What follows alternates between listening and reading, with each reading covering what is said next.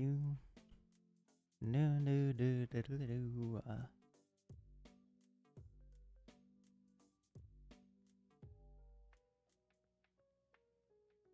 I'm just going to take this, move this here, minimize that so no one can see that. And now we wait. Drink some water. What's up, Psyduxon?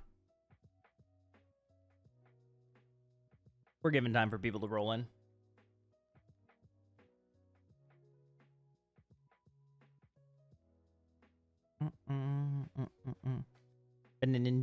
Beninja, how's it going?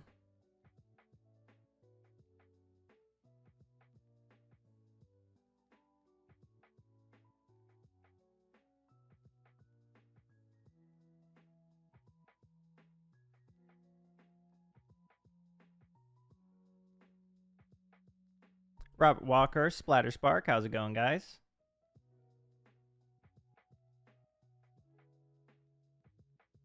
We're just waiting for people to show up as I got 3 different Adobe products open right now. Let's see if it doesn't lag the hell out of my stream, but hopefully 2 of them I'm just going over quick. And then I can close them to increase my RAM.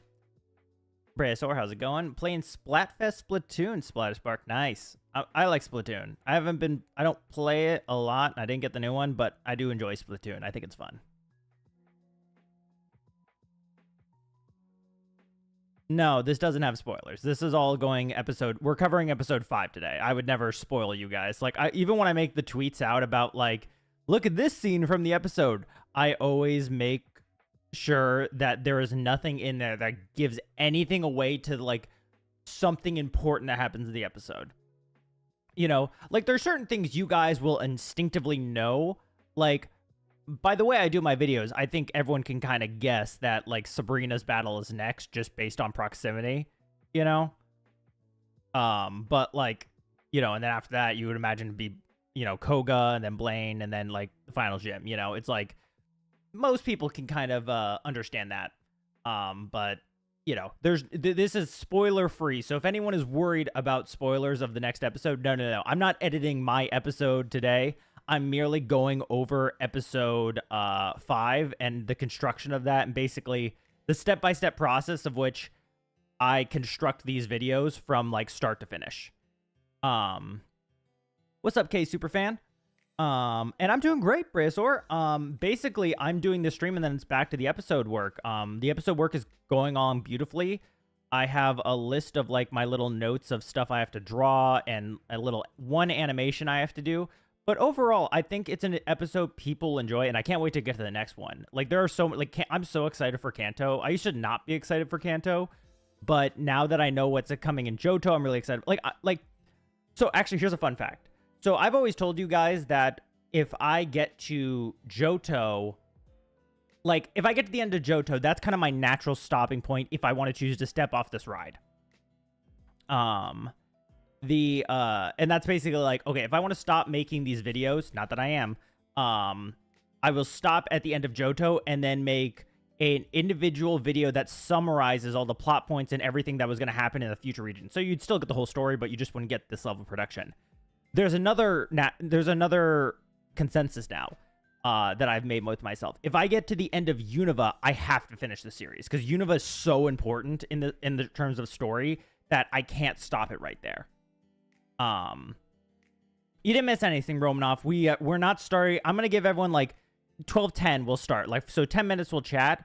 We'll do something. I'll answer questions and I'll do some stuff that you guys that I've gotten a few requests about. So we'll do that for fun for like 10 minutes while we wait for people to pour in because it's Saturday and I started a little early. Nice, Spinel. Nice. I'm glad to hear you're playing Soul Silver. For my ZA starter, I was initially gonna pick Chikorita, but, like, I think it's gonna Mega Evolve into a Fairy type, and I was like, I'm not that interested in a Mega Fairy Chikorita or Meganium. So I'm thinking of probably going Tepig, because I've gone Oshawa and Snivy so much when I play Black and White, but I kind of always leave out Tepig, so I'm just curious what they're gonna do with it. So, the yellow background is basically just because it's a lot easier for me to draw on. It's like, I'll show you a comparison. So white is just super blinding and just like, I don't know. It's sort of like typing for me in Times New Roman. Like sketches don't look as good in this to my eyes. This like kind of soft yellow background definitely appeals to me more. It's not like it's more of just a preference thing than it is like an easier thing, but it's a lot easier to make sketches on this for me. And permanent drawings. And I get to use white in my drawings and not have it blended in the background. Ash Fakemon teams when? Probably never. I don't know. I don't do a lot of Fakemon stuff, so I wouldn't even know where to start. Maybe I'll do that for a stream or some point, Jason, where like, I don't know, if like I'll find a Fakemon region and then give Ash a team from it. What do you hate more? Charizard itself, whatever it represents, how it's treated by Game Freak, or how it's treated by fans?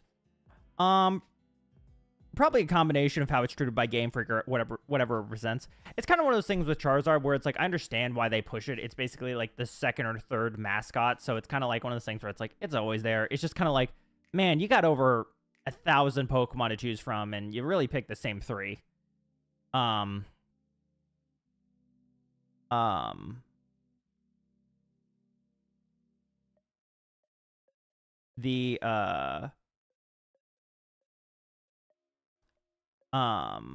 So what we'll do while we wait for people is people have been asking me to construct a Paldea team for Ash. And I've always kind of just shied away from it. Mostly because, like, my whole series is conceptualized. Actually, we'll do a Paldea team and we'll do a Galar team or something. If we can get that done in 10 minutes. Because we're at the moment, we're just waiting for people to pull in before I go over the video. But also, I will be leaving this live stream up, so don't think, like, if you have to bow out, the live stream's gone forever. This is a live stream I'm going to be leaving up for people, so if they have questions or they're, like, curious about my process, they can do this. I'm doing Ash's... So, Copenhagen's, if I said that correctly, the plan is currently I'm at least doing all the way to the end of Johto. And then from there... if I get to the end of Unova, I'm getting all the way to the end of Alola and then a little stuff after that. I don't think I'll do Journeys, but I'll do my own version of it.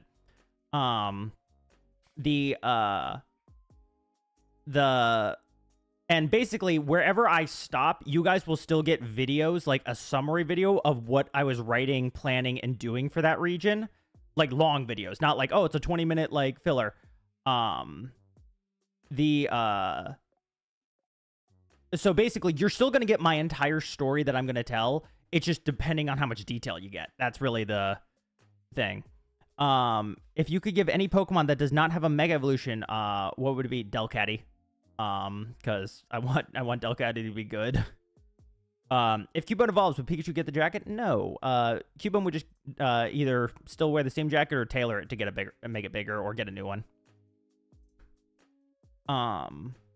But yeah, so we'll do a quick Paldea team. The hard part about this for me is that my entire channel is based on the idea that I can't give Ash anything he's caught before. So it's kind of hard to pick teams for this.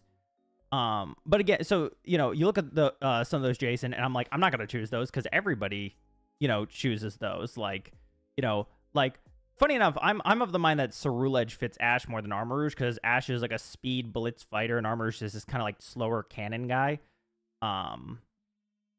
So it's kind of one of those funny things. But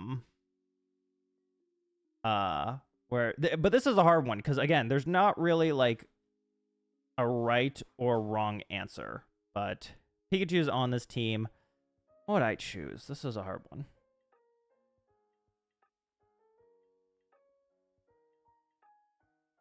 I think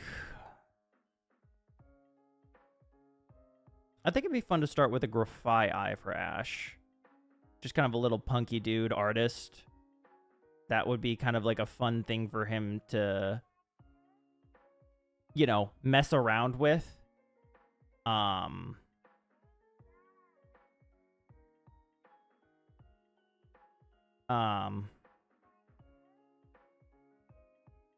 What's funny, Jason? People say that, but I look at it and it's like, yeah, sure, there's a color difference and all that, but also like Ash has like Gliscor, and Gliscor is definitely a rival-coded Pokemon. Like, so it's kind of like one of those weird things where it's just like, like, so you can give him one other things. After Grafai Eye, I'd probably go Scovillain. Get that fire and grass thing in there. I'm not giving him Flamigo. I hate Flamigo. Because there's one more Paldean slot, and then I basically I'm going to go to Paradox Pokemon. And this is not what I would actually do for ATR if I gave Ash a Paldean team. This is just something I'm doing off the dome because I need a lot more thinking. I need to get my like think tank together to really kind of come to a consensus.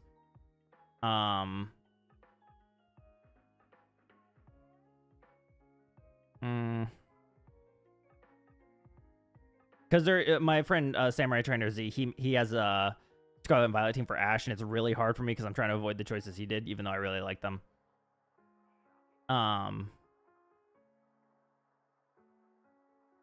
Let's go King Gambit. I think that'd be funny. I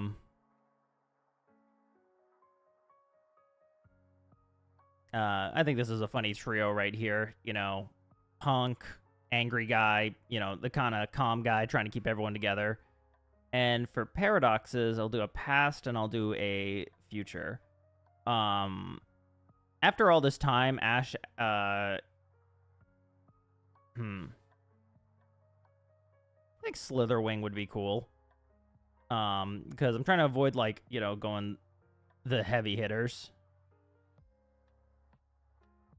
And then we'll go Iron Thorns. What's up, Quiznos? I'm giving us like 5 more minutes, and then we're gonna, just for people to roll in, and then we're gonna be going over how I make these videos. But in the meantime, we'll be, I'm just doing some here's a quick Paldea team idea for, I possibly could give Ash, or, you know, and then, now we'll do, where is it? Sword Shield. Nope, that's the wrong generation.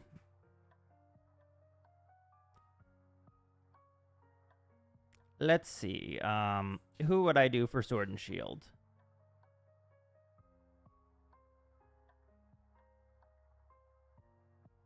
I'd go against the curve and give him Inteleon as a starter. I mean, you guys know I gave Inteleon to him once, so.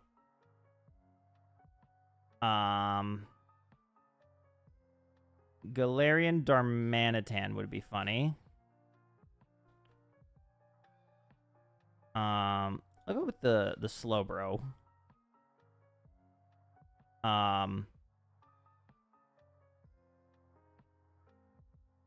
What's up, Mega Maddie? We're just, if you just type in Pokemon Team Builder, you'll have this entire website available to you. Let's go Flapple.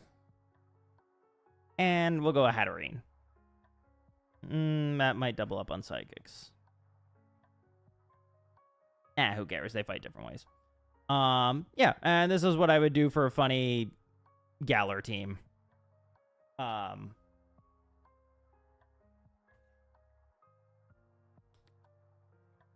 Not my, you know, this is definitely what I want to do for this team and all that. This is more of just off the dome. We're just killing time for a few more minutes. Of what we'll do. We're just making like my ATR Ash quick, you know, if I had to give him a Galar and a Paldea team, because he's not, at the moment, there's no plans to do a Galar region or a Paldea region, mostly because, again, this entire concept is built off Ash can't use things he's caught before. So when I have regions where he hasn't caught anything, it kind of really just makes me it forces me kind of to build teams that everybody else has made, or like avoid good options on those teams because everybody's used them. Yeah, James Carter Cathart passed away. It's a rip. I started with the OG series, so, you know, thoughts and prayers to his family. What's up, Litton does stuff? Have you seen any spin-offs of the ATR? No, but I do know, I wanted to shout him out. Whooping Whooper has made a few ATR videos. Let me see if I can.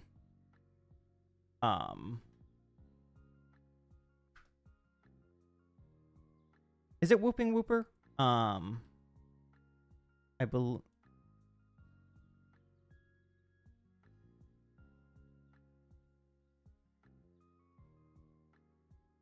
Yeah, Whooping Whooper 22. But he's made ATR videos, and you know, shout out to him. You know, like I really this is actually so cool to see. You know, what if Ash started with Charmander? That's cool. Like actually doing a what if series. You know, I always like seeing young people like start the editing like, because this is how it starts. This is how you make videos, and this is how you like just get into stuff, is you just start making stuff. And you know what, he's doing pretty good for like, you know, 12 subscribers, you know, for like the videos he's getting. Like when I first made videos when I was young, I got 0 to like 3 views, and he's getting 152, 30, 35, 104. So shout out to him. What's my favorite region? Ooh, that's a hard one. Probably aesthetically Alola, but Hoenn and Johto, I like them as well. Hoenn's the one I've probably replayed the most. Why do I dislike Alon? He's just not written well for me. I think he was inserted way too late in the series. The Mega Evolution specials are not counted in the episode counts, so it feels like I gotta go do homework. And there's something, like, I'm not a person who likes to get on, like, the Ash is, like, so important, does all this stuff, but, like, there's the part of me that feels it's a little disrespectful when all these people are going for the league, that Alon just comes in, sweeps 8 badges, and wins the league, just because he doesn't want to do the league. He's not like, I want to be champ. He's just like, I'm just doing this because I want to fight Ash, or I want to get Mega Energy, or, you know, it's just kind of like, eh. And he's also just Charizard trainer, so I don't really care about him.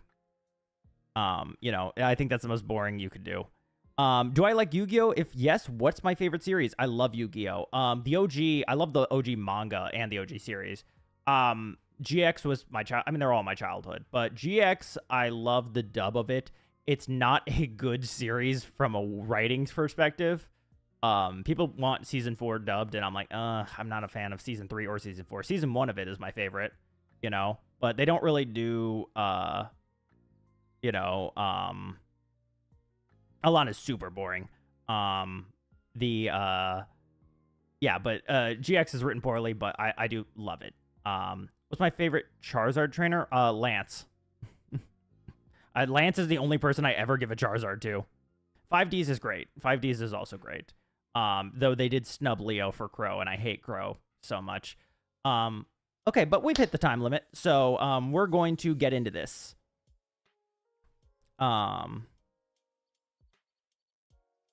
Oh, what's my favorite Ash team I've made? That's a hard one. The hard part about those is because no team is truly perfect or solidified. I mean, in my mind right now, they're all solidified, but they're never truly solidified until until the series is made. Because the Kanto team was solidified, and then I made a bunch of changes along the way. But at the moment, I think Unova is going to be my favorite team. I do also love the Johto team. The Johto team is great. Because Johto is when I actually can have Ash start trying. But we're going to get into the editing process. So I'm going to show you guys from start to finish what goes into the creation of my videos and how it goes. And it starts with this guy, Ash Ketchum. So this is a merged layer at the moment. But I have all these little files of different Ash expressions. And if you see this, for a lot of them, they are just Ash with different expressions. You know, sometimes, like when I need I'll basically go back and just re-edit over the original a lot of the time, just get rid of the face and add a new one. Something like this for the contemplate. The arms are always, for me, kept on a separate layer, so I can easily adjust those because the arms will help determine a lot of the time emotion. For example, Ash's angry pose in comparison to his base pose. I mean, it's I wanted to move. If you look here, Ash in his base pose, his arms are kind of more relaxed or more outward.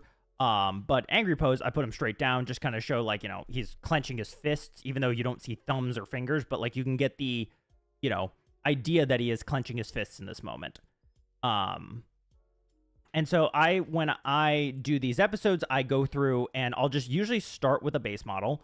I have my like file of expressions now, so I don't really need to go back and draw as many, but I still have to draw a bunch.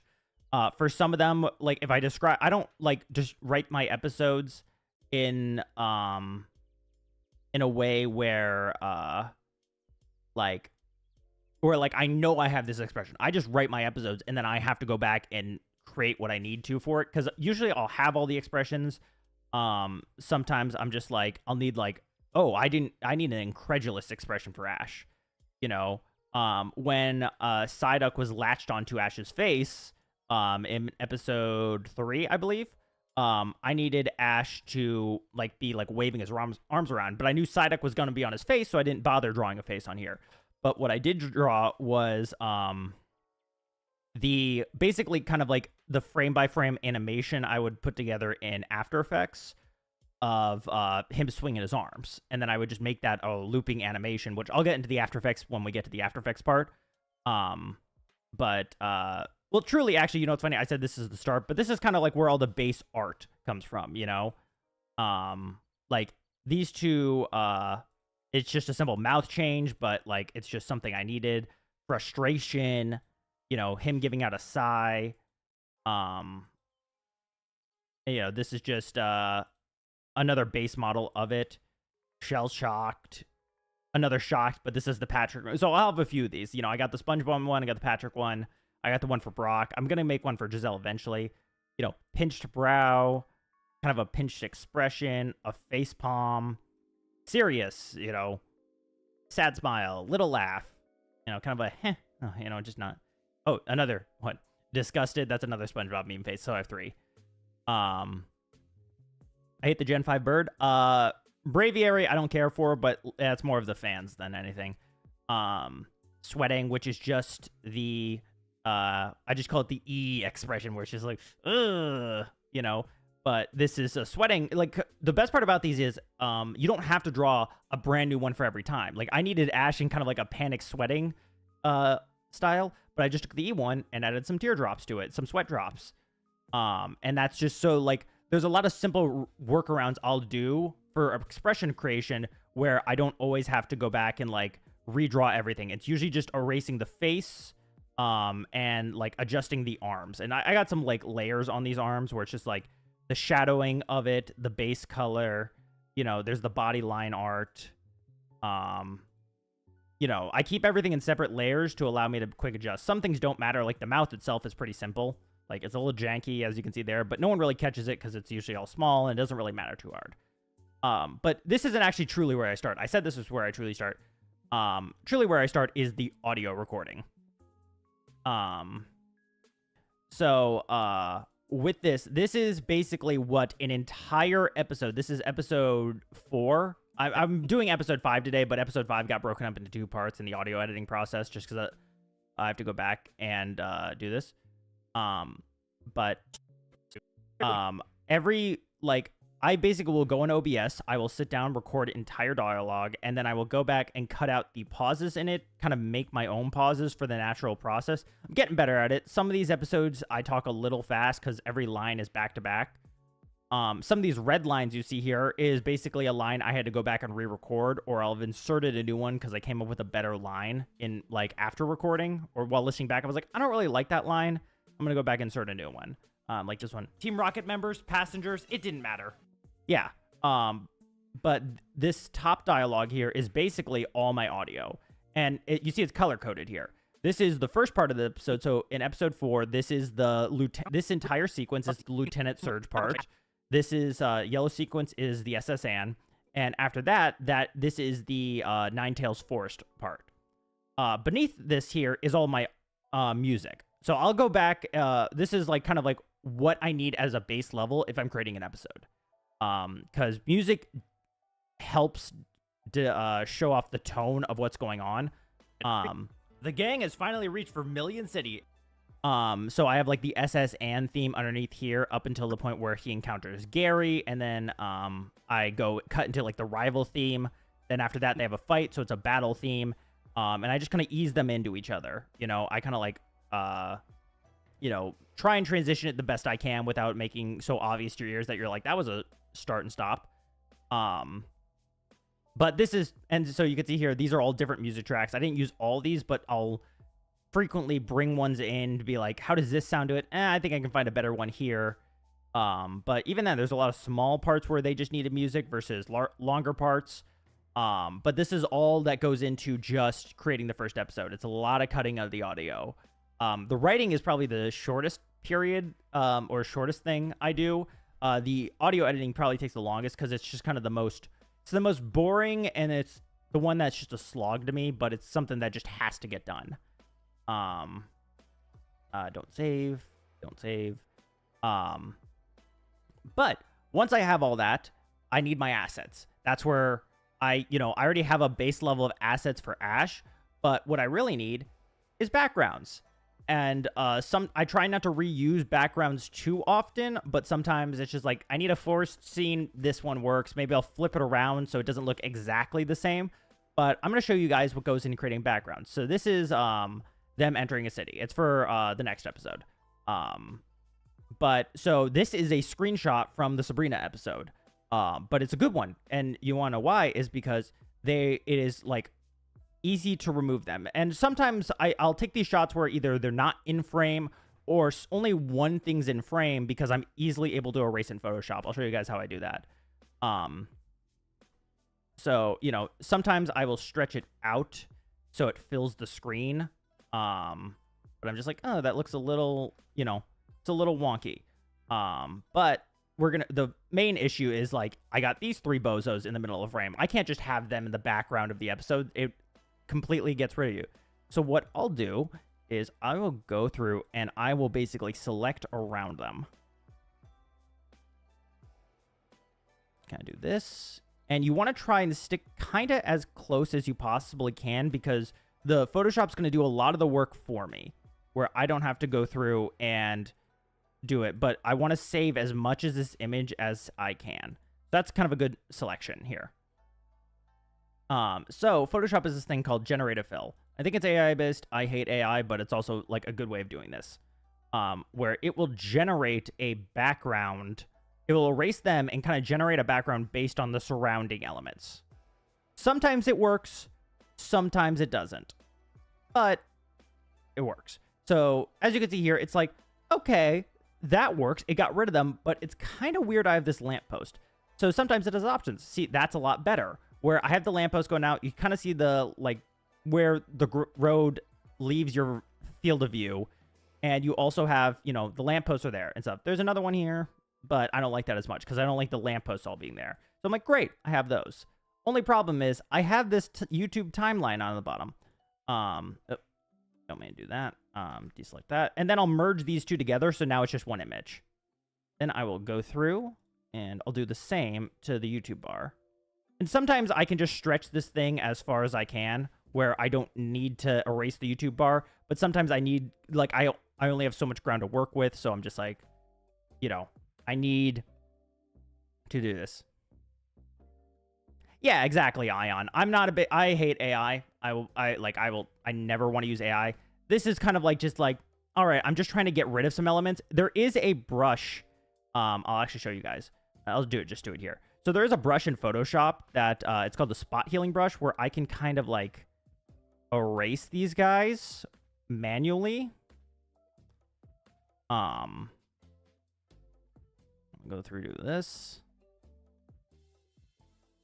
And you see, it gets rid of them, but it takes from whatever's surrounding you as well. So sometimes I'll have to like kind of like go through and like manually erase all those. And so it, like, you see, it kind of achieves the same result. I'm doing this quick and dirty, like, kind of smooth out those mountains a little. And so, yeah, this is a background that also works. But you saw it wasn't as clean. There's some things I don't like about this, like the bushes going over there. I like having that empty pit. So again, I can achieve the same process manually without the assistance of that built-in tool. But sometimes I'll do that for minor things. Like if a forest scene has like a little something, like a little bird or Pokemon is just over a bush, I can just do that real fast and I don't have to like generate a fill like that. But this way, you know, it just helps me out. It just eases the process. And then I will fit this into frame. Like, I'll try and keep as much as I want. Like, I want a little bit of that top part. Clean up the sides a little, because when I do that stuff, it will kind of go off screen. And sometimes I'll do this. Sometimes this is just enough, and I can fill up the entire frame, and it doesn't really matter. But I'll do the generative fill again, and it will fill out these sides. So this might work. It might not. We'll see.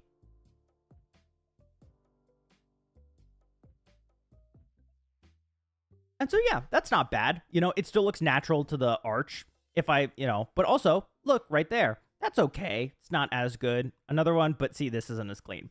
So sometimes I'll do this. Sometimes I'll do it, you know, where I'll just, rather than do that, I'll just take this and I'll fill it to the border.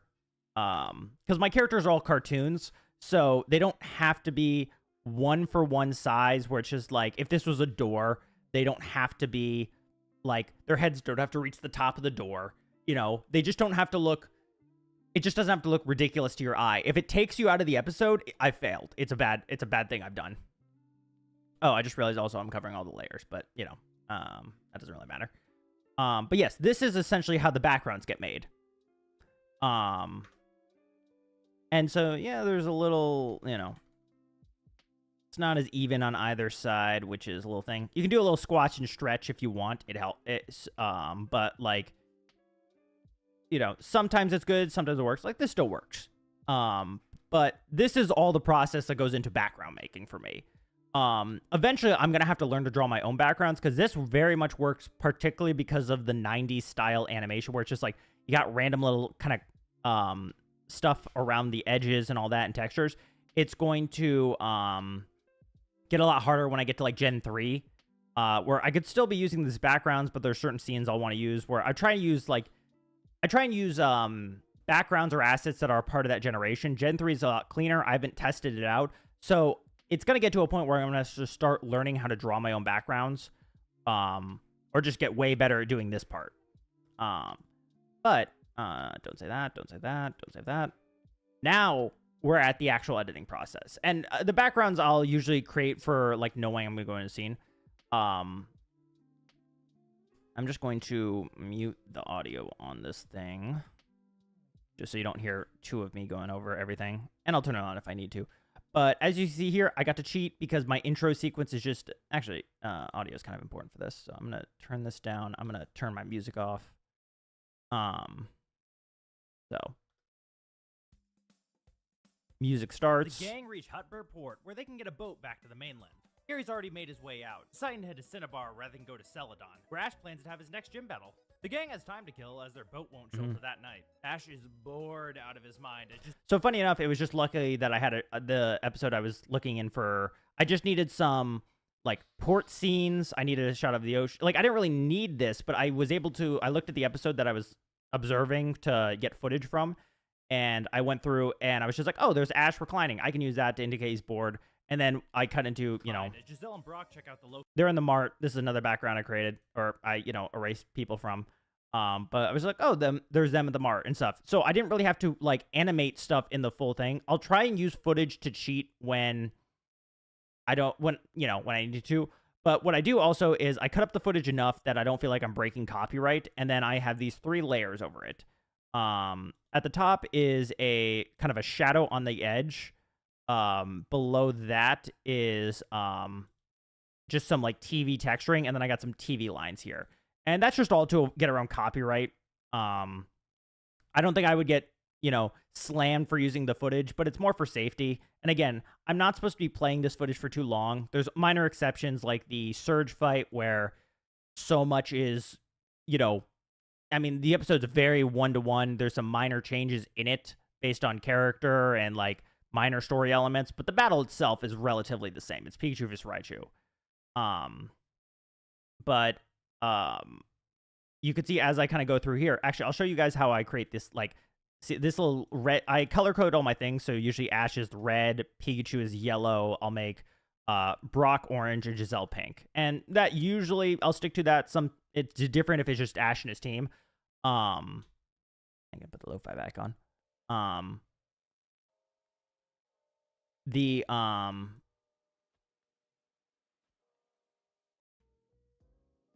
well, there we go. So how this goes. So, let's take, actually, I'm just going to do this. We're going to start a new composition. Make the background black. I'll show you guys from like a base standard of how I do that. So I take a background. We'll take city number 4. That's how this is how I label all my stuff. Like I got hotel, I got Poke Center. Poke Center, fun fact, is just like the Let's Go Center, I think. Or it's something from Journeys that I took, and I like, you can see where I like filled in some stuff because it's not perfectly circled there. This is a little off color, but you don't notice it in the episode because usually I'm zoomed out here and there's characters on screen that either cover the imperfections, or it's one of those things where it's just like, it doesn't matter that hard. Also got the Hive background where I actually had to take this scene. This is from Horizons actually. And I doubled it and like merged it together. So I have this long scene so I could drag it across the screen because that was just a lot going on. And I'll go over that scene. But we'll take Ash in the city. So I put a city background down and I go to my characters folder. And as you can see here, I got many different ones. Some of them don't need their own folders. I should put them in there, but like these are all my Agatha expressions. I got my base Team Rocket expressions, which I put for Meowth, I just use the Dream World art, obviously. But, you know, I just use those for him because I don't really care about drawing him.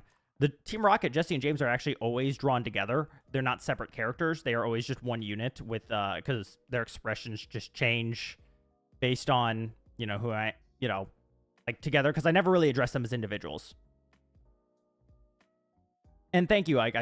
I'm glad I inspire you and you think I'm an amazing writer. I really, you know, that's what I'm here for. I'm here to, you know, offer some new stuff that you guys haven't seen before. You know, I'm not going to really, you know, I hope to reach Zach Toshi's level of editing one day, because that man, ooh, he can do some stuff with models and like animation and all that stuff. Like, good.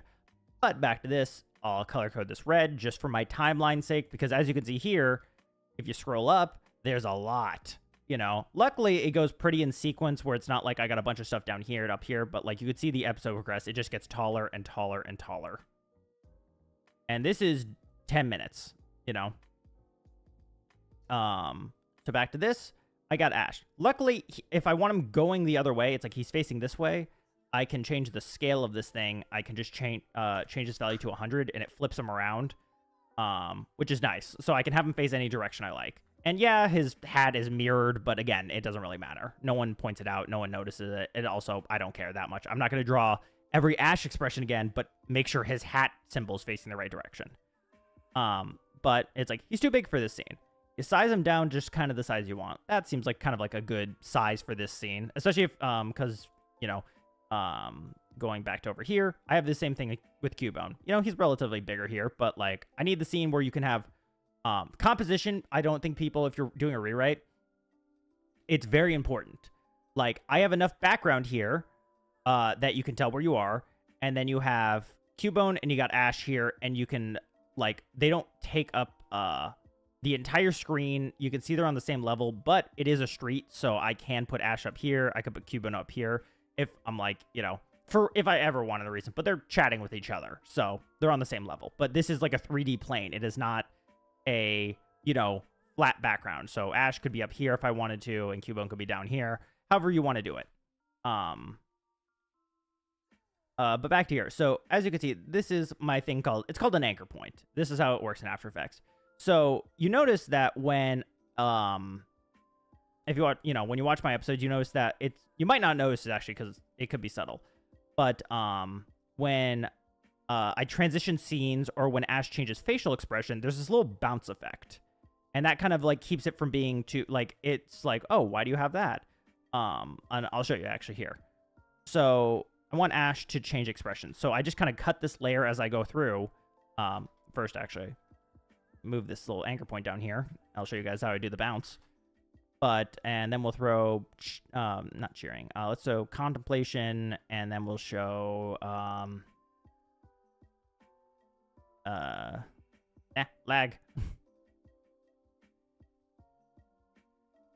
There we go. And we'll show disgusted. So if I just play this through, ash just kind of mechanically changes. Like, there's no, like, it's like a weird thing. But what I'll do is I will use keyframing. I'm not going to go through everything. But do that. So I'll stretch them out a little bit at the top. And then I'll smooth these keyframes out so that they're not so jarring. You know, it's a minor thing, but it helps. And usually what I'll do when I do this is, delete these two, is that I'll start this on the ash frame. And then when I cut this, the keyframes are still there. They're just back here. So I just copy, paste them up front. So bam, you know, bam. And he still has that same bounce effect, and it's consistent. That way you have ash going through all this. But we'll throw contemplate on there, and then we'll do this again. And we'll throw defeated. So when you play it through, you have ash bounce, you know, bounce of the frame. You can see the little bounce when he changes, and he changes defeated. And it's all smooth, and it basically, you know, that's how it works. And that's kind of speeds up my editing process, because when I do all my ash models, they are all the same guy on the same layer, like in the same, except for that one. That was for a different one. But, you know, they're all kind of, they occupy the same space. And, you know, the head movement doesn't change that much. So it saves me time, because if like they were off, if they were all different sizes, I could not do this. It helps me keep consistency. Bam, bam, bam. Let me read the chat real fast.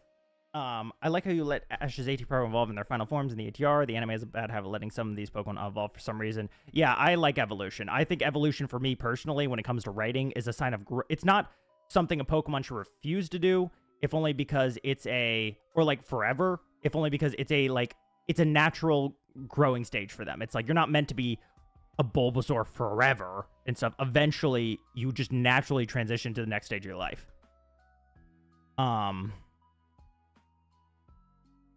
How Cubone she is a she.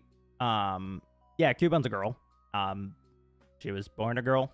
That's kind of how. I also wrote her to be a girl. How Ash will get a flying type. Who says he gets a flying type? People really want Ash to have a flying type for some reason. I don't get it. Like, people say it's for Team Rocket balloons. This isn't directly at you, Brayosaur. This is just in general comments I've gotten.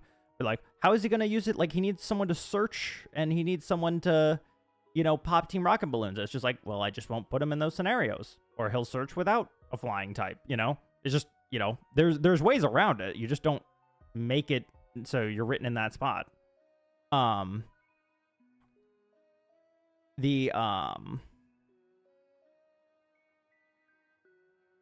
you plan to keep this stream public? Yeah, no, definitely. So this stream, I will cut out a few things, like the intro part. I'll just start out the stream, but this stream will be public after this. So you guys, if you need a dip or whatever, don't feel like, well, this is my only opportunity to see this. It's like, nope, I will have this public so you guys can see the process. Because there's no spoilers in here. Unless you haven't seen episode 5. Which, if you're at this point in the video, you haven't seen episode 5. Now, I think this is one of those, so you can see here, this is a big scene here. But I have, for attack elements, I have a bunch of these little elemental effects. I'll throw one on here. Where'd it go? I probably have to scroll all the way to the top here. It's a lot annoying to go back and do stuff like this at times. But, so this is just a simple clash energy thing, you know? I have an explosion. I bought all these, so I paid for them. That's how I got these. But I'll use these, and then it's like, oh, this is too small. You know, I'll make it bigger, insert it where I need. You know, I can move it around to where I need it to be to show off certain things. But that's essentially how I do the attacks. And then I have these little things, which is I can change the color of this through the hue layer. So I can make this blue, I can make this whatever. Sometimes I can make it pink. However I want to do it, I can do it.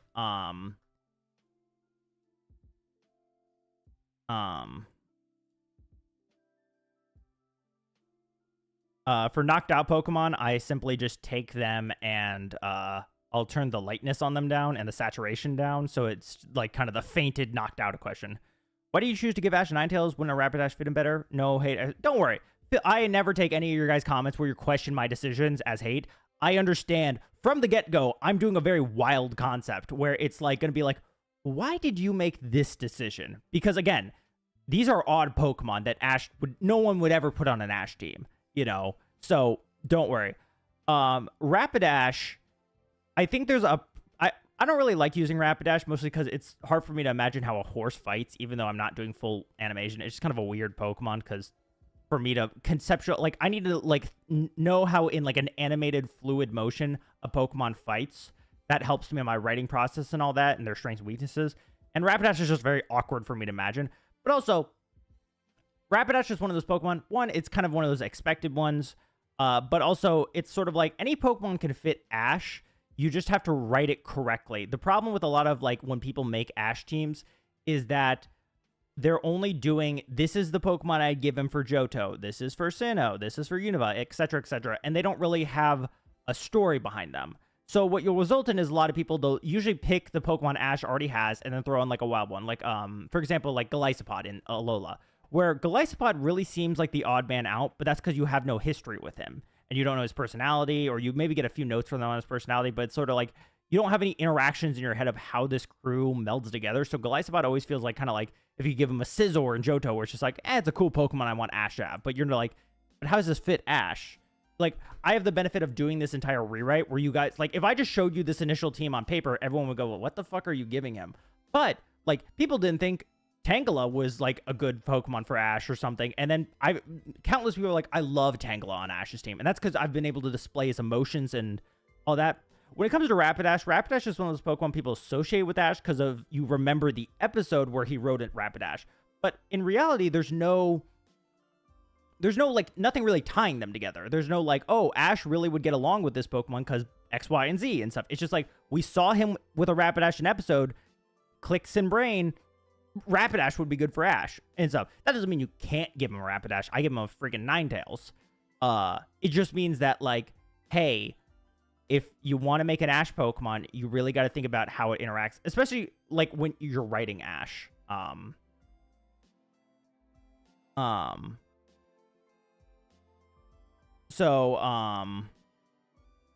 Masoji, I'm in the same way where I can't imagine Rapidash fighting. So when it comes to the intro, actually we'll go to the intro. This is one of the best things I've ever made. I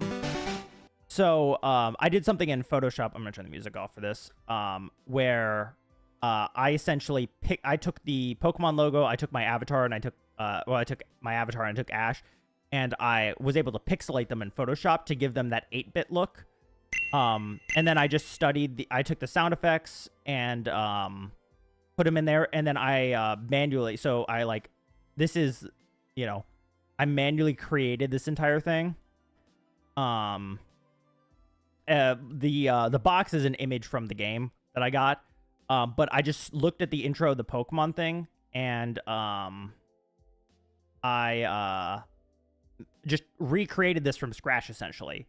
Then I did this little thing, and this is all for the benefit of people where, you know, they just slide in a frame, the text box comes in, it's supposed to only be here for a quick minute. Like, you can go back and pause if you really want to see what they are, but I mean, like, when you watch the episode, I do 6 moves. I wish I could do more, but 6 moves are just kind of it's important for me that you guys know what Ash's Pokemon knows. This was before it was revealed that Psyduck knew Skull Bash, so it's kind of a precursor, but it's just, you know, Ash doesn't know what it is, so he doesn't know. But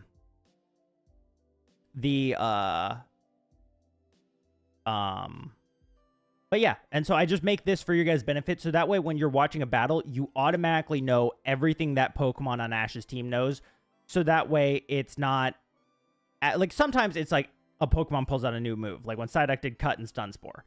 Well, he learned Cut in that moment. Stun Spore he already had. But this way, you guys know all the tools I'm working with to construct a battle. And it's like, sure, there might be a surprise or two in there, but if it's like a regular battle, you know, you understand what it is. You know, then it fades out, and that's the intro. But actually, so another important thing. Like I said, I construct this in parts. So like part 1 is Bye Bye Beedrill. Part 2 is the Cubone episode. Part 3 is the Erica battle.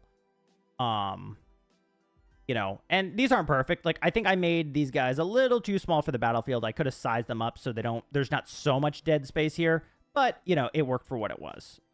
Kanto is an entire learning process to me. Where I can basically experiment and figure out what, like I didn't have sound effects in the first episode, then I learned to put those in, and then I'm getting better at inserting them more.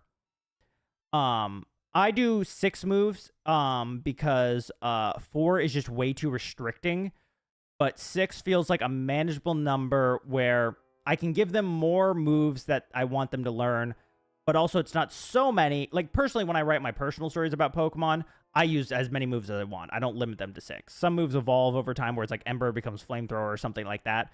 But, or Quick Attack would become Extreme Speed. But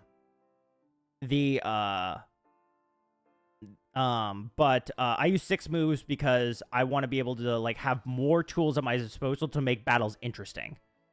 Yeah, Tangela isn't a big Pokemon, but I could just relatively, nope, that's Ninetales. Where's the Tangela fight? No, oh, yeah, it's after Ninetales, I forgot.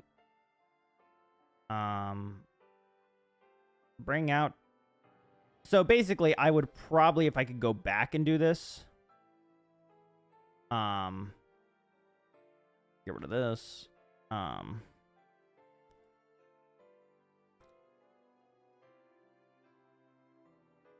I would size these guys up and Ash and Erica a bit more, just so there's not as much dead space in between the two of them. You know, like this is, you know, it looks a little snug as a battlefield, but it's supposed to get them in there. Yeah, and when it comes to that, Deshaun, like, you know, they use 6 moves in the anime, but like it's also like I'm trying to keep the spirit of the anime alive, but I'm not obeying the anime's rules.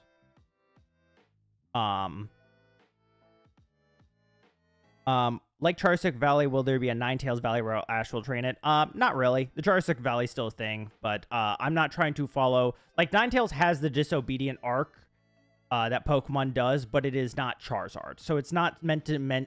Like, with a lot of these things, like, there are certain beats in this story that I have to do. Like, the Pikachu's Raichu fight would feel weird if I didn't do it. But when it comes to certain things where it's just like, is Ninetales a fire type that is disobedient like Charizard? Yes, but the origins of them are very different, you know, and how they're going to develop with their relationship with Ash is different, and their core personalities are different.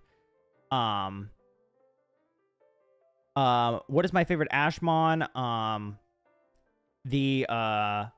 Oh, that's actually a tough one. I don't think I have a single one. I really like Snivy. I really like Bulbasaur, Glalie. You know, I like a bunch of those guys. Will the intro update? Yeah, so I'm going to try and imitate the starting screen of whatever game I'm doing. I don't know. That's going to get a lot harder when I get to Gen 3, but we'll see. I'll do either the exact intro of what that is, or I'll try to, you know, do something that's in the spirit of it.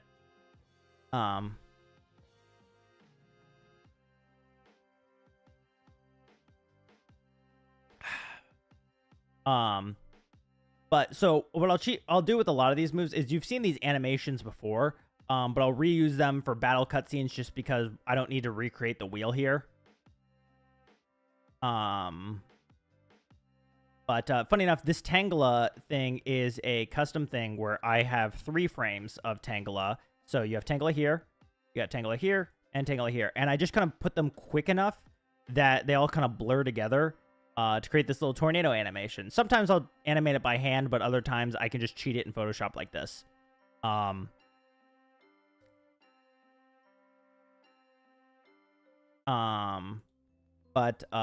thing. So we're going through here. So this is the, you know, standard Pikachu thing. This Beedrill animation is one I animated by hand.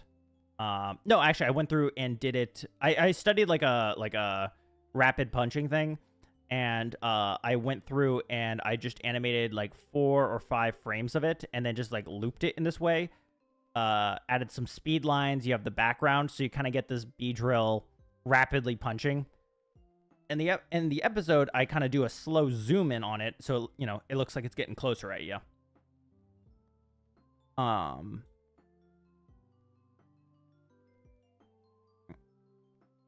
But let's see. When it comes to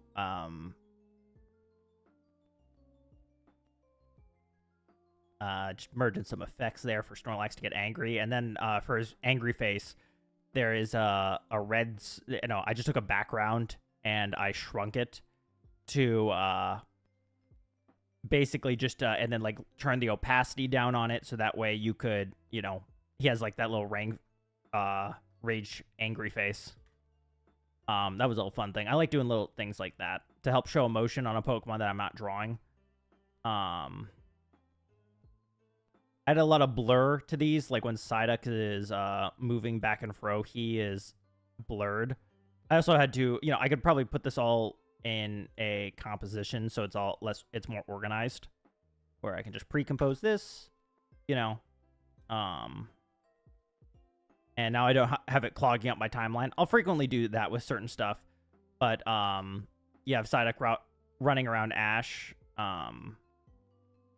But if you notice, I or back and forth, and then I add a little blur effect, so that way, you know, he looks like he's moving really fast. Let's see.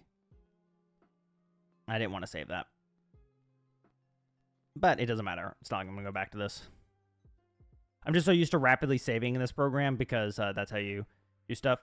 I always like doing these little split screen animations where it's just, you know, I'm just moving 2 black solids back to just kind of reveal what's underneath. It's very simple. Instant transmission Beedrill. But, you know, I use the same little animation, which is this element here.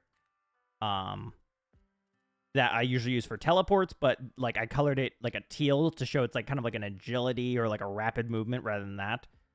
And for Beedrill or Pokemon like it, I add this little I'll turn it off, but I add this little wiggle effect. This is a custom thing, by the way. What I have here, it just like you would have to like go through. It can add certain expressions and all this to certain things, but I can go through with Beedrill. It has like, you see this value, it says wiggle 110, but I can change this to like 10, and he'll wiggle really fast in place. Like that's the wiggle for like the thing itself. And then this other value over here, if I change this to 30, this is how much he wiggles around himself, like in terms of the entire screen. So you can mess with these 2 values, and then kind of get just like a little subtle,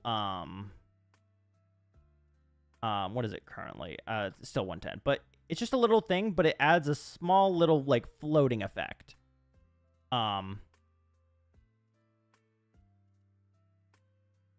But I don't really do anything here. I just fire the beam at Beedrill and have him cross his arms and shake harder, so that way you do that. I'll zoom in on them frequently, which I'll do by just kind of like attaching them to this background layer. Oh, I didn't do it here, but oh, that's because that's the wrong thing. That's the wrong thing. But I'll just increase, you know, attach to the background, make the background bigger so they'll move with it, so everything kind of stays together.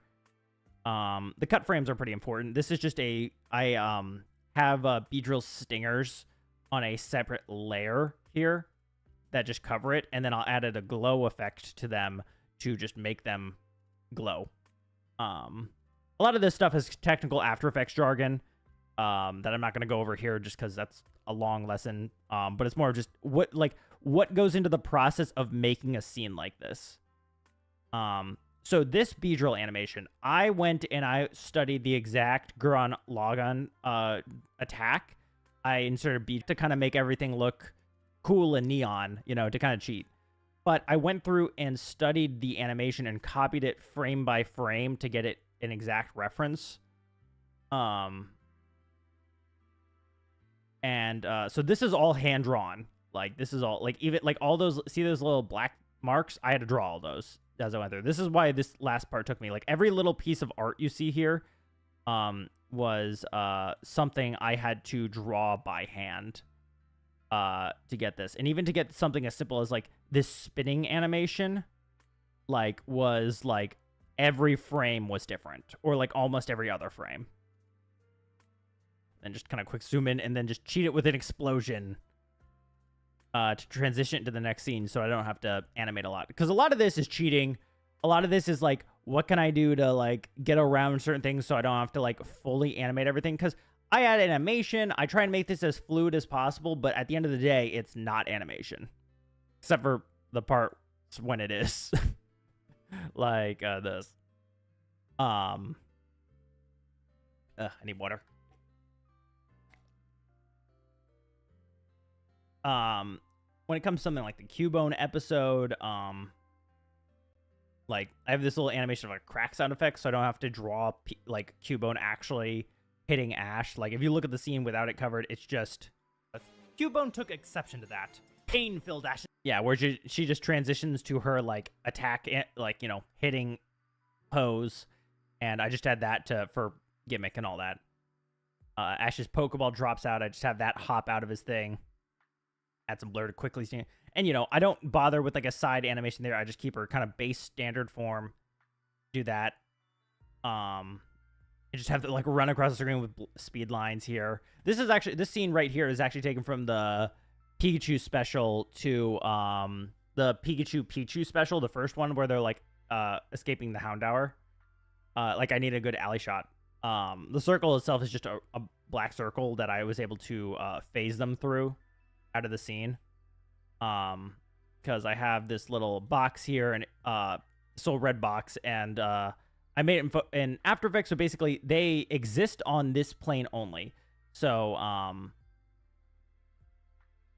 if I move Ash, he will vanish out of it because he's not in the red box anymore. But that's how I was able to kind of get this little sinking animation out of him. And then I just have him fall in the pit. And I just made this in Photoshop, just this kind of crappy pit where it's just a circle with a little gradient, you know, tube in there. So that way, you know, they're in a pit. I'll probably do a better one eventually, but this is how it is. Team Rocket, you know, you zoom in on the pit and you zoom in on the layer. So, because like, if you notice right here, there's a lot of dead space around. It's one thing I've noticed. I went over a lot of people's rewrites, and people like to really fill up their screens with shit. And I'm very blessed because I know how to manipulate the background so I can have proper backgrounds. Like a lot of people's rewrites, they'll take something like Team Rocket or something. Like if Team Rocket and Ash were on the screen, it would be like, you know, this here, and then, you know, this here. Let me get rid of all these. Where everybody takes up like the screen here, you know, in a scene, like where everyone's kind of partially cut off or something. And it's like, you know, you can have people be like small on screen. Like being able to see your background is a good thing, you know, even if there's an imperfection of it. Like having this sense of depth and scale in it really helps, because people are able to like observe the scene you're in, and it's not like just so much in your face. You know, if you notice, like there's depth on this, where Team Rocket is back smaller here, but if I moved him up here, I would probably size him up a smidge, so you can tell they're like, you know, that they're like there's a foreground and then there's a background. I know how interesting all this is. This is kind of a little bit of a dry stream, because there's really like, I was like, I don't know how much I was really gonna get out of this by talking about it, but a lot of this is just drawn elements that I just know After Effects well enough, because I'm a professional editor as my job, so that's how I know all this, you know. But just kind of showing you guys the little cheats I do when I in my thought process when I'm doing these scenes. Like for Ash here, like he's supposed to be leaning against the wall, and so rather than drawing a brand new Ash, which I could, I just lent him at an angle so that way I don't have to like redraw every expression here that I need, you know? I think Sudowoodo could be an Ashmon. I think one thing you gotta think about when you're creating an Ashe team. I'm gonna have to get another drink at some point. But again, also a big thing. I add a drop shadow to all my characters. And that just helps them, like, it's a small thing. No one ever comments on it. No one really notices it, but it's a small thing that helps break up your characters so it doesn't look like they're stickers on the background. You know, it shows that they're actually there, that they got some depth. But it's an important thing because I think a scene looks totally different. Like, going back to our original comp here, like, sure, this kind of works, but, like, if I just add a little drop shadow here, do that, Ashe stands out on the screen a little bit more, where it's just a subtle thing, but, you know, it helps break him out so he doesn't merge with the background. Okay, but when it comes to creating an Ashmon team, let's open up Photoshop for this.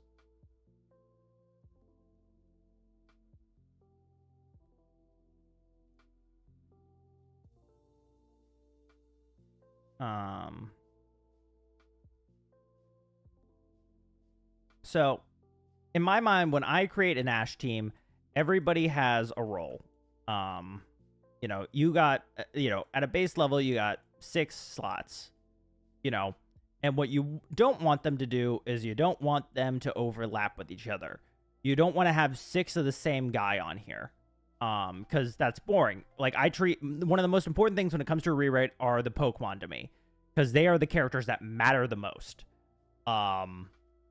Because they're supposed to either represent elements of the story, or they're supposed to contrast Ashe and teach him a lesson in some way, or show off Ashe in some way.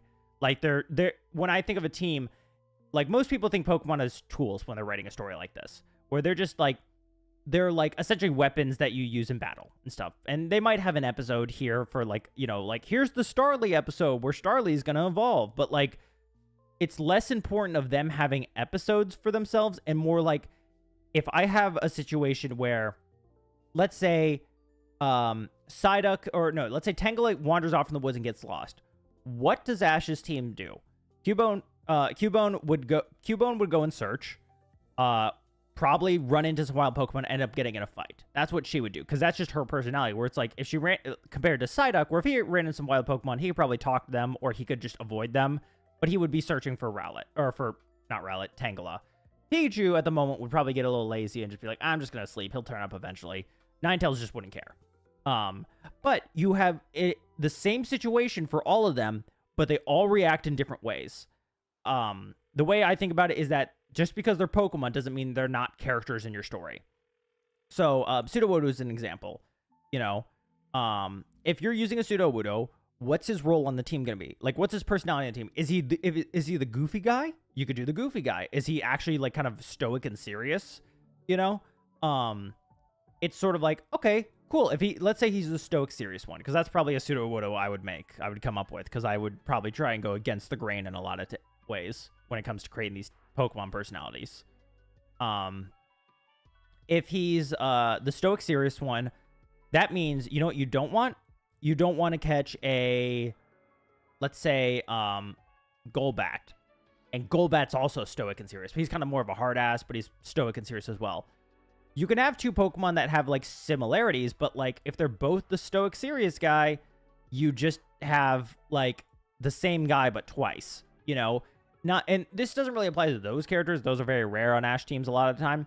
It's more along the lines of, like, not everybody could be the silly, happy goofball, You need some variety in your personalities. It's like, if everyone's just kind of like the same guy, then who cares? What also you don't want to do is, let's see if I can pull up a good example.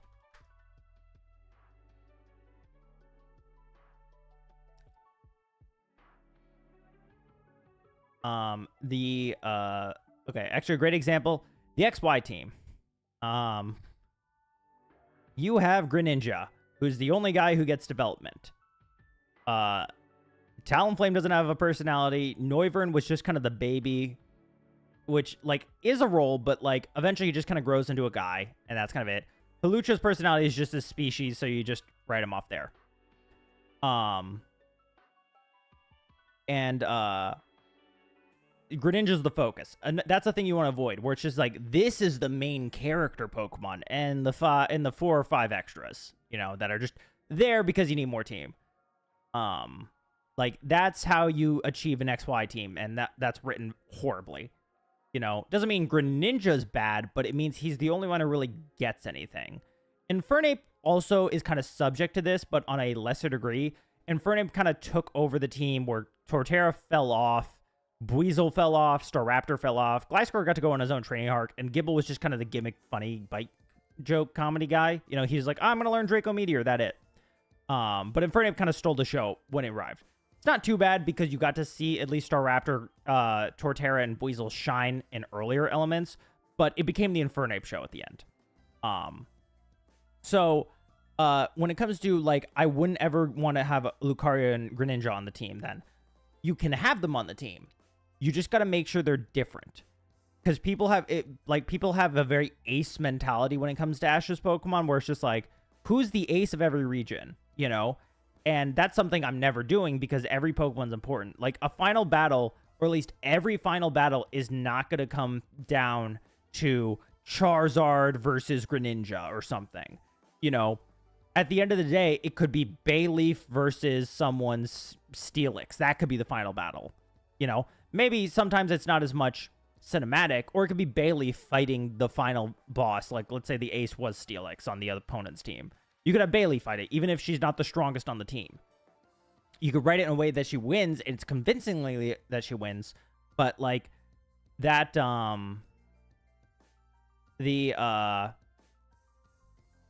but, like, that's kind of, like, my mentality going through these. Like, every Pokemon is important. It's its own character.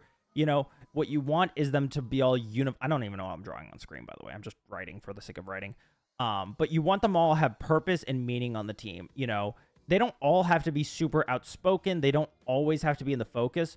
But if you notice in certain episodes, let's go to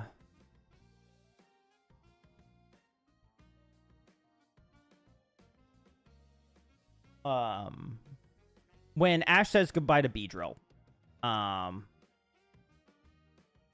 like, his team reacts in different ways. They're all sad. Tangle is way more emotional. So, Pikachu's sad, but he's like kind of a normal sad. You know, he's like gives him a, you know, like kind of like a tail slap goodbye. You know, like, you know, high five goodbye. Tangle out, wraps him up in a hug. Psyduck doesn't really understand what's going on and stuff, but like Beedrill leaves him one last message that really like awakens something inside of like, oh shit, you know. And so everyone in this moment is basically supposed to be sad. It's a very sad moment. But even in the small moment like this, you get to see how each of them react differently because that's how they are personally. You're never going to see Tangela just being super stoic and be like, hey, I get it, man. You're later. He's a very emotional guy. He's in tears that his friend is leaving forever. Like, that he's not going to be traveling with him anymore. That's how you kind of like do this character stuff. And like Tangela isn't super complicated as a character. He's a goofball who kind of get distracted easily. He's hyper emotional. He's like not a wild guy where he's just like, yeah, let's go do all this. He's just kind of like, he doesn't have a lot of brain power that goes into, you know, what he's doing.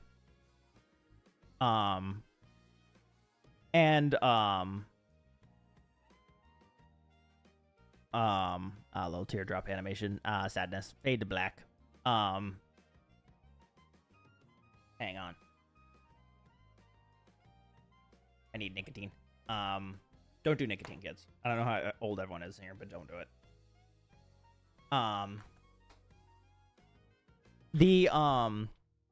Okay, so another important thing to remember.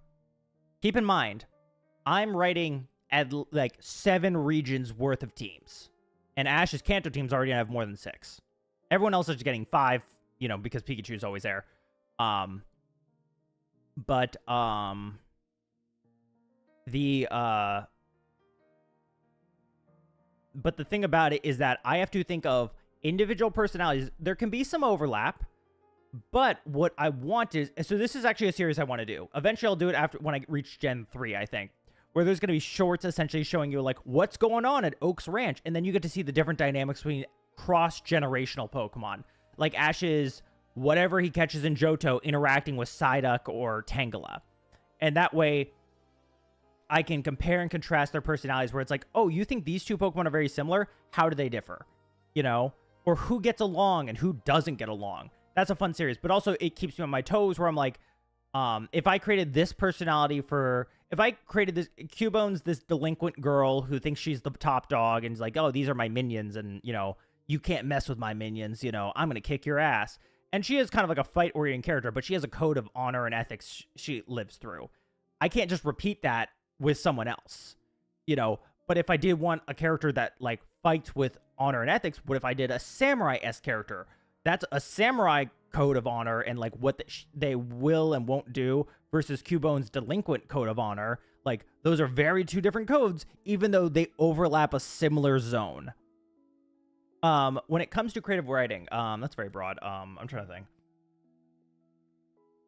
One, I write in Comic Sans. It seems stupid, but when I write in Comic Sans, and this isn't for like I'm posting a paper somewhere, this is for my own personal notes. Comic Sans is great to write in because it allows you to write without feeling like you have to write the final version. It allows you to note take easily, all that. I love it.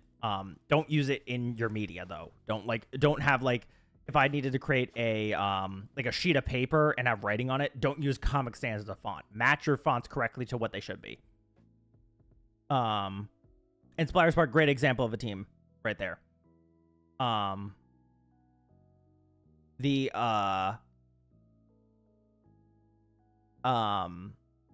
When it comes to writing creatively, I think the best way I think about it is that Pokemon's great for it because you already have a set path where you know, like, your character is going to compete in the gyms and go through here, these towns. You have the games to rely on for certain plot points. You just have to know your characters. Like, just write your characters, think about their personalities, kind of write their traits, and kind of think about if Ash is in a situation, like, prime example is actually the beginning of the episode with the Beedrill situation. Ash is ready to get the hell off this island. He wants to leave. He wants to go continue his journeys.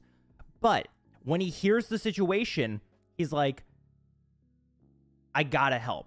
Not because he wants to help, because he knows Brock wants to help. Because Brock in this situation is different than Ash. Brock hears, he's like, we gotta help these guys. Like, I want to do something. Because Brock's a good dude like that. Ash is selfish. He's like, I want to go my shit. Who cares about these people?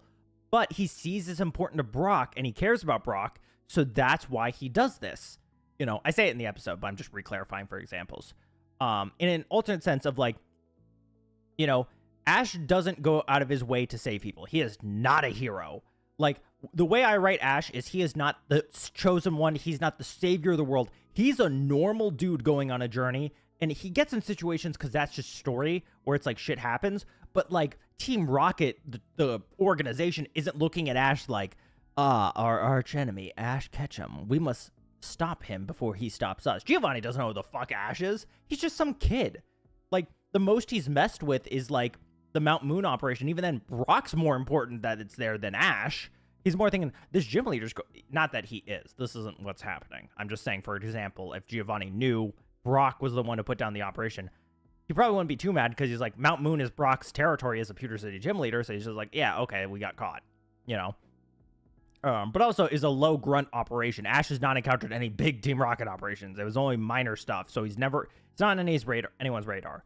But even the Team Rocket scenario at Mount Moon, Ash doesn't, like, if Ash could avoid it, you know, he probably would. Like, it's right. Ash will only do crime fighting and all this stuff when it's right in his face. You know, when it's like, you know, it's not his duty. He doesn't go seek it out. He's not like, oh, I must save the region. The league's handling it and stuff. He's like, this is right in my face and I can help. I'll help. I got shit I want to do, but, you know, I guess I will insert myself in the scenario, you know? Like, when he sees Snorlax here, he's like, we got to stop it because I know Beedrill really wants to help, you know? Like, it's not a good scenario for him. They really almost died here. Also, no one's raised this. Yeah, Ash is selfish. Like, people really mistake the Erica episode, and they think, and it's what I had to add an adjustment in my episode 6 to help, or not an adjustment, I already planned it, when I was writing it, because I always write these scripts usually after the episode comes out, or I'll put notes and planning down while I'm editing the current episode for the next episode. But people are like, why is Erica such a jerk to Ash? I was like, Ash is a jerk. A lot of people have Ash blindness, where they think he's like, can do no wrong and he's perfect, and anyone who's mean to him is wrong. Ash is wrong 99% of the time. Like, Erica's not wrong. Like Erica didn't, like, just because she didn't leap from her seat, like, yeah, let's battle, doesn't mean she was just like, people like, oh, she's reluctant about it. She's like, yeah, she's sleeping, she's working on her perfumes. She didn't really want to go do do a gym battle, but it's also her duty and her job, so she still did it. But also, Ash is a douche who just released his freaking uncontrollable Ninetales, immediately forfeited it. Everyone's like, what the fuck is this kid doing? And then he pulls a win out. It's like, yeah, I'd be annoyed at Ash too. Fuck this kid. You know, he's also a smug dick about it. He's just like, yeah, my perfect strategy worked out.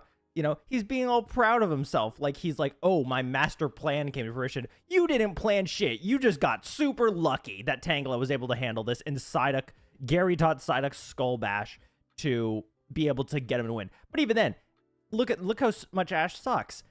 Like, Tangela's exhausted. He's like, all right, Tangela, keep fighting and all that. That's not why he sucks.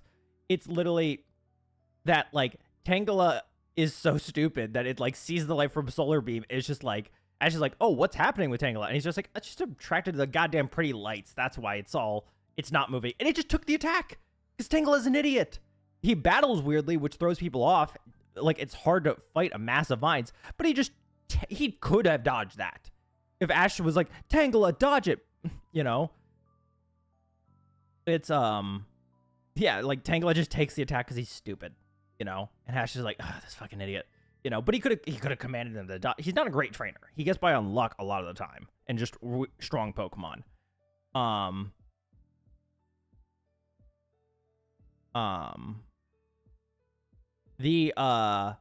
Yeah, Ash is very reactive, not proactive. The only thing he's proactive about is his own personal goals. Like, he's proactive in, like, going on a journey, but he also doesn't know about training. Like, I think he knows training exists, but he's just like, I don't need to train. My team rocks. Like, we're kicking ass, you know? This also comes to a flaw, funny enough, of Brock. Because Brock is helping Giselle along this journey, but Giselle sought Brock out for tips and tricks. Brock is waiting for Ash to come to him and all that because he's letting Ash find his own way, which is Brock's thing, where he's just like, you're on, like, you got to learn the lessons, you know, yourself in a weird way. Like, this is still your journey. I'm not here to be your babysitter. You know, like, if you want my help, I'm always here to help. It's like a Google search. Google's not going out of its way to, I mean, they're all listening to us, but, you know, mind that. You know, Google's not going out of its way to, like, ask you, do you need anything today? You know, if you need something, you go to Google and you search it. That's what Brock is for Ash. And that's a little bit of a flaw on Brock's part, because he could make Ash a much better trainer if he actually took a hand in training Ash and, like, was more proactive about that. On the other hand, though, would Ash accept it? Would Ash be like, nah, I'm fine, I'm good, and stuff? But that's a flaw of Brock, even though it's not like, you know, oh, Brock's evil, or this is Brock's dark thing that he has to overcome or something. It's not even something he has to overcome. It's just kind of a flaw in the character.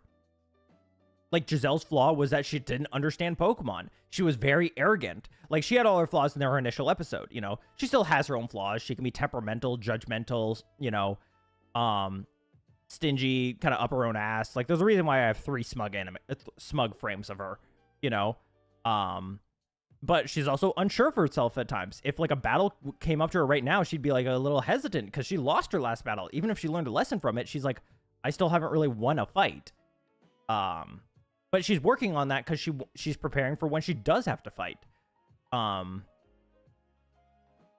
But so, like, when it comes to creative writing, know your characters as best you can, and you don't even have to know, like, you want to at least know kind of where you want to take them.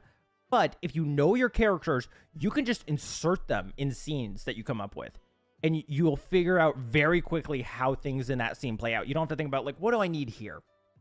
Like, obviously, at the end of Bye Bye Beedrill, Ash has to win. This is something I did very last minute and super crappy. Like Ash has to win. Beedrill's gonna defeat the Snorlax that like and stuff. And he's gonna do it in an anime fashion. It's just like, how do I have that? I was like, oh, Bide. What if he tanks the attack and stuff, is able to charge up all that power and then use that against Snorlax? You know, great. That's a great way of thinking about that. Like, I knew the outcome I wanted, but I also knew the character Beedrill was. If Beedrill saw an attack heading for Innocence, he's that dude who would throw himself in the path. So I'm still thinking of character, even though I know the outcome I want.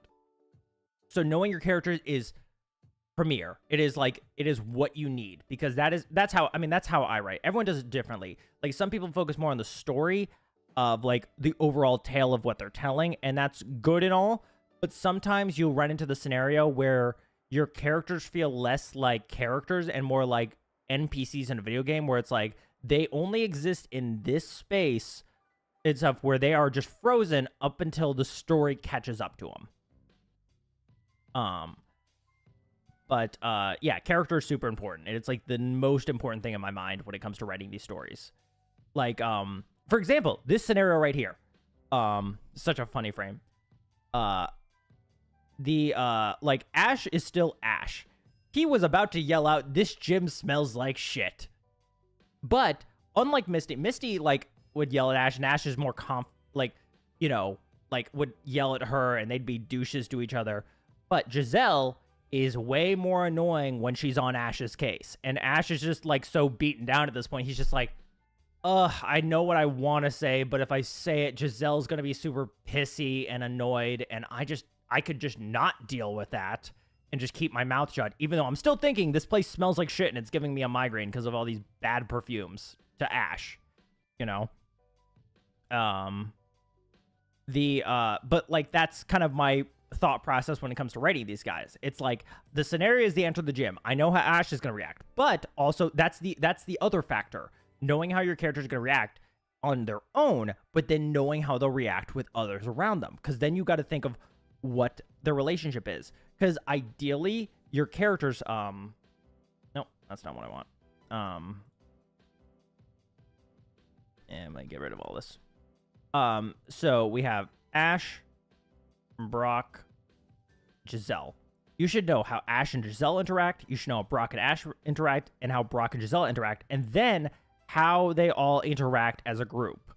It's up. So you have 3 characters that you all know how they react in a scenario, but then you got to understand of how do they influence each other in that scenario. What leads? It's like Ash is still Ash when Giselle keeps him from saying stupid shit, but she's also like, you know, Giselle's more polite, so she's not going to say anything, but also she's more, you know, bossy, so she's going to make sure Ash doesn't say anything. Brock's more passive. He's going to let them two go do what, like, you know, do their thing, you know, because he doesn't hold back, he doesn't hold them back from who they are, you know?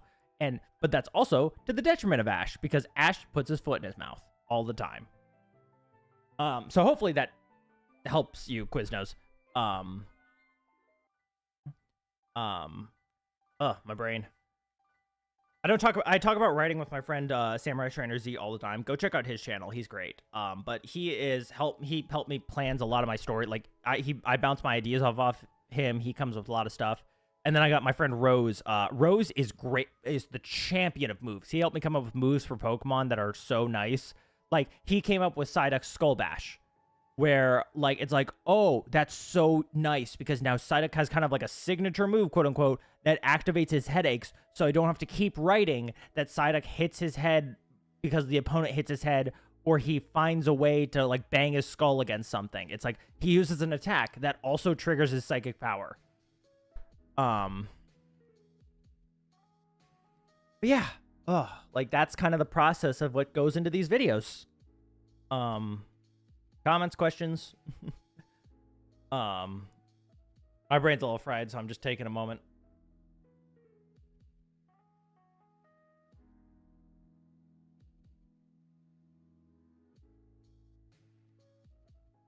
I'll answer a question. I don't think they're here, but I wanted to. Someone asked something on one of my community posts I wanted to answer. Okay. So, yeah, Spinel, that is exactly how, that's something Giselle would do. She's like, I agree with you, but I hate that the way you just said that. So someone asked, if Ash is growing up throughout this region, and he's gonna have companions, are they gonna be younger than him? Because they're beginning later in the regions or the same age. And the example is especially weird when you get that Ash meets Serena, who would have a crush on him at like 16, while she would be like younger. Which I just wouldn't do that because I hate Serena. The thing about that is that because Ash is gonna have different companions, generally, some will be like, there are some characters that will be aged up just for the sake of the narrative, not to like they're 20 now and stuff, but mostly because they don't have a confirmed age, so I can really do what I want there. There's some characters that will remain the same age, but also the companions vary so differently that that like I don't really have to worry about. There's probably like one or two characters that I might like.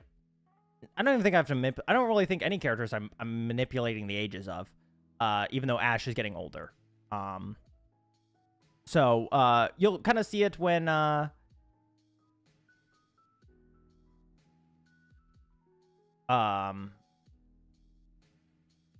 the thing, because I'm changing all the companions, because I mean, if you want to see the companions and Ash travel together, go watch the original. No, and for the last question here, Romanov, no one has managed to guess any of Ash's teams. Yeah,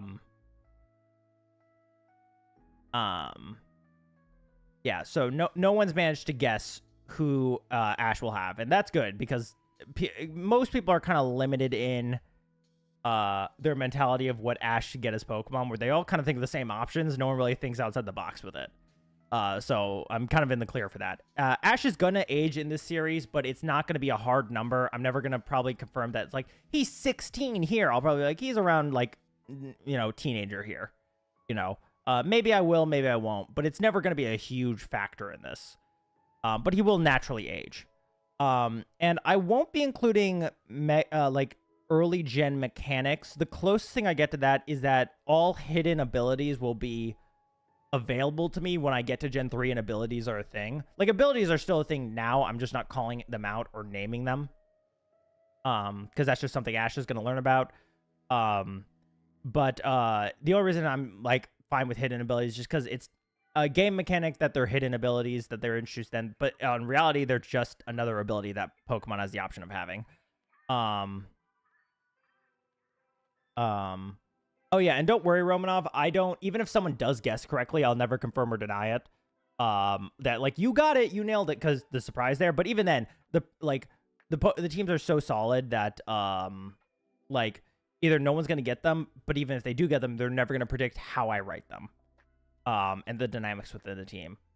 But I am not afraid to introduce a handful of later characters, like a rewrite, like a Omega Ruby Alpha Sapphire character in like Gen 3. Mostly because it doesn't matter. They probably wouldn't be the same as they were in that generation, but I could still use them feasibly because they're still a Hoenn trainer. And like the remakes of the games later on usually aren't like, this is the game, like but the Black and White 2 is the exception, but it's like where, you know, I'll probably won't touch like Hugh, for example, there, because he would be too young in the timeline. Whatchamacallit?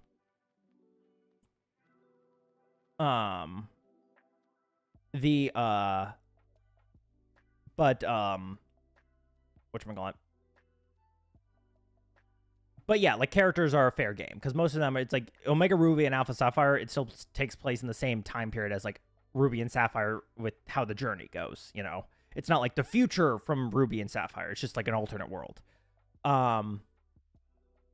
Who's my favorite member on Ash's team so far? Probably Psyduck and Cubone. I really like those two. Ninetales is fun, but also, like, I kind of gotta wait till I develop her more to, like, properly appreciate her, even though I like where I'm taking her. Like, she's right now just a Rage Ball. How many badges do Gary and Green have? Gary, I believe, has... I think they both have 4 or 5 right now. Probably around there. But they would have some badges that are different than Ash's. Like, they don't just have, like, you know, like the first 4 badges you get in a game. Ash is following more of the game path while they're doing their own thing and going to places. Like, Gary just headed to Cinnabar. He got Blaine's badge there. So that would be his 4th badge or 5th badge there, rather than like Ash's 7th or 8th or 6th or wherever order I do.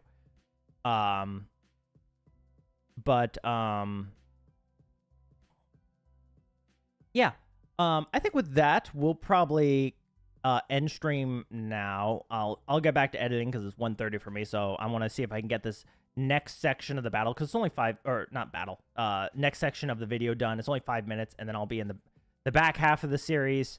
That one's gonna be a lot easier to write. I just got to make sure I have proper assets for that.